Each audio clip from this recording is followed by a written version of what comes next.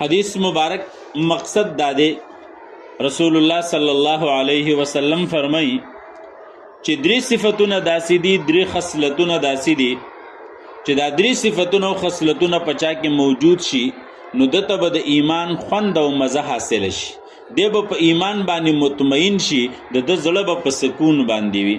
هغه څه شی دی؟ نمبر 1 چې د الله او د الله د رسول سره د ټولو نه زیاته مینه کوي. اول محبت د الله رب العزت سره کوي، دویم محبت د رسول الله صلی الله علیه وسلم سره کوي.